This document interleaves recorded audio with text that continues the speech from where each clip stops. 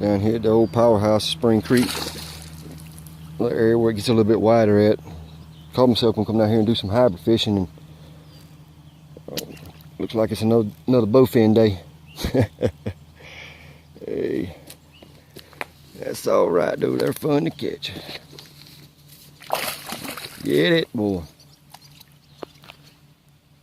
As you can see, it's a nice area out here. Catching them right back there. Probably about 10-15 foot to the right of those lily pads. I've been sitting here watching them turn back there. Figured I might as well have fun and catch a few of them.